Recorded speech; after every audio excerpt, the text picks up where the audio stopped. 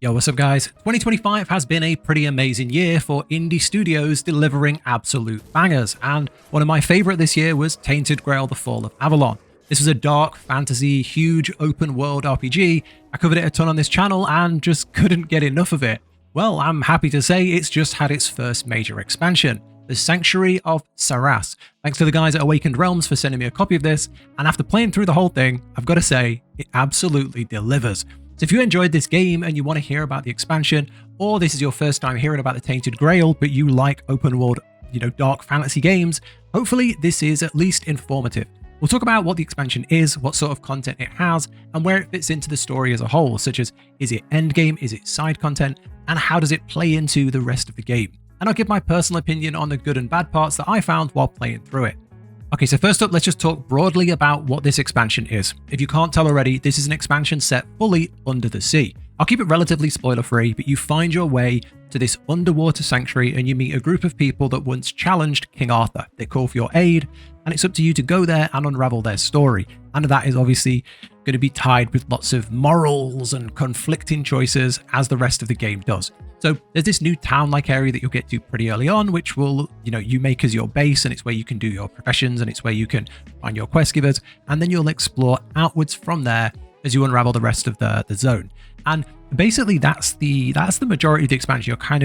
You are slowly opening up the zones, meeting new people, finding new towns, discovering new quests, and then go into like new dungeons, new boss fights, and that kind of thing. You'll meet completely newly designed NPCs like these fish people, pirates, mermaids, sirens, all the kind of things that you would expect in an underwater zone are pretty much here. I was really impressed with the broadness of the different types of characters they put in. It felt like a mixture of like a pirate adventure at times when you're in like these broken ships fighting pirates, and then other times it felt more like an eldritch horror, if you know that kind of theme.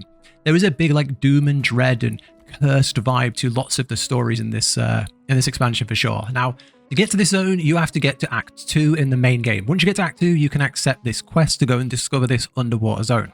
I'd already finished the game, I'd finished the base game, so I loaded like my final save, and I stayed at a campfire, got a message talking about this zone, and I went there from there. And I will say everything scaled. All of the bosses were challenging enough with my like max level gear and all my upgraded stuff. Everything felt quite challenging, and I was playing on like a medium difficulty. All the gear that dropped felt strong, so there were some pieces that I replaced my gear with, so it definitely fits no matter where you are in the game. It took on a whole about 15 hours to finish the whole thing for me, but there were definitely some side quests I missed and some that I didn't finish. There were some parts of the map that I hadn't even been to because I wanted to do a good portion of it, but didn't want to like get every single secret, because I'll play this again 100%. Honest feedback was there wasn't a huge amount of main story here. It definitely felt like this was more side content. There were a ton of side stories. Pretty much everywhere you go, there was a side story, and these weren't just fetch quests. These were really, really good. I would say there is more engaging and fun side content here than the main story itself. I won't ruin them, but to give you an example, one of my personal favorites here was a side quest where there's like these two strange creatures. There's like a fish-like creature, and then I don't even know what the other thing was. I'll show it. I don't even know what it is. But there were these two creatures, and they found a princess calling for help, and they call themselves knights, and they're out to save the princess. Do you support one of them and help him to find the princess, or do you fight them and go and find them yourself and take the rewards for yourself? Or is there even a princess? Or is it a slimy fish creature or a siren luring people to their doom? Well, I won't ruin it, but all of the quests had that kind of vibe. They all felt well written, well structured, and they weren't just thrown in as filler. And I'll say that's where the quality comes in the amount and the quality of the side quests is definitely what I would play this for, because they were really, really good. Okay, now for combat and the progression within the expansion itself. Now, that's what I'd say these games are about, fighting bosses, getting loot, that kind of thing. And there is some really good stuff here. The bosses themselves and the new monsters were awesome. You fight big pirate captains and all his crew. You fight giant fish monsters that have been... I won't ruin it. Anyway, you fight lots of really interesting creatures, some weird eldritch type creatures. There's some really cool like mobs and bosses. Really interesting stuff that you haven't seen before in the main game. And I think the combat here was equally good. It was challenging no matter where you are in the game. It felt pretty tough at points when you have certain zones with lots of mobs. And the loot that dropped was incredible. There was like corrupted trinkets that you could get as like quest rewards that had really cool effects on them. I got like this giant anchor. I played like a melee build and I used like 2-handers and 2 single-handers. And there was like this giant anchor that's literally just a big anchor that you can just smash things with, which was great. There's like these fish gill helmets, weird underwater outfits. If you've never played Tainted Grail, basically when you beat something or you defeat an enemy, you can loot everything they're wearing. So if you see like this cool weird fish species with some cool outfit and like a spear, like a sea spear, you can wear that and use that. And lots of the gear has cool set bonuses and cool powers and stuff that, make them worth using. So I think they did a great job here. You can also mine the shells and gain other underwater resources to upgrade them. So the gear pretty much felt appropriate no matter where you were in the game. I've replaced some of my pieces with these, some of my like maxed pieces with some pieces from this expansion, which felt good. It feels good to get items that you can actually use no matter where you are.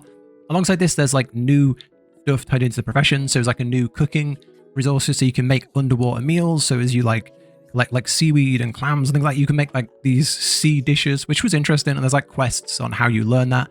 So it kind of felt like you were in your own mini game.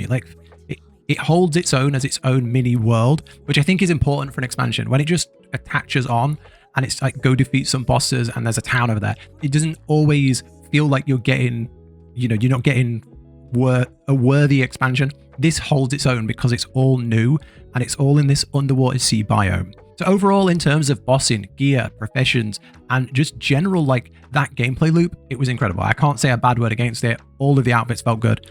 Any new drops were interesting, and that's kind of what you want.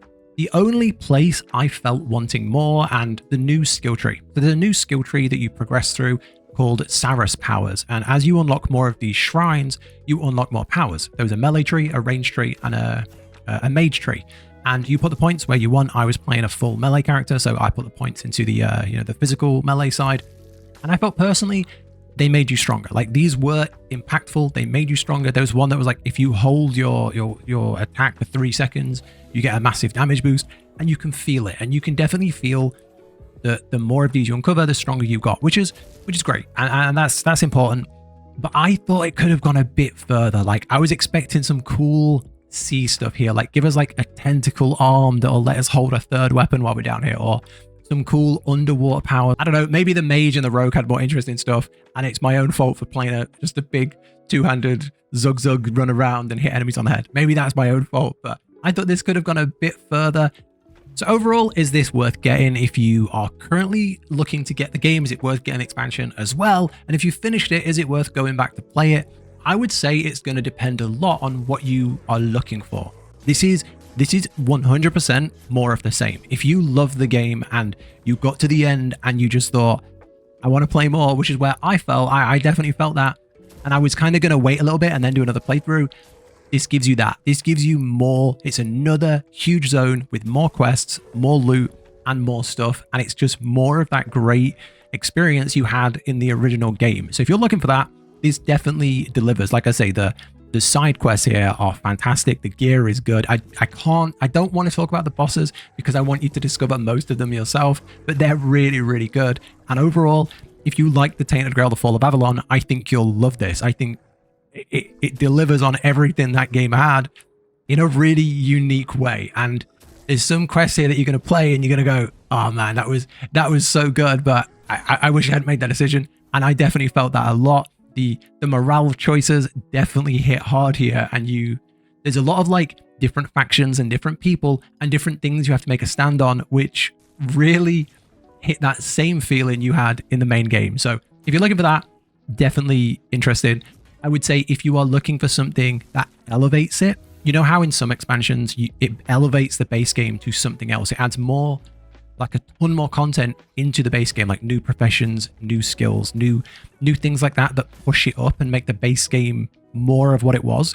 That isn't really what this felt like to me. I would say this is more content on a great game. Overall, I've loved it. Thanks again to the developers for sending me a key. Yeah, that's my thoughts. If you do get this, I'm really curious what you guys thought, and I'm really curious what your favorite quest here was, because there's definitely one. And all I'm going to say is the big hole. If you get there, let me know what you did there, because I thought that bit was really cool. But that's it from me. Thank you for watching. Really curious what you think of this one, but take care, subscribe if you want to see more, and I'll catch you in the next one.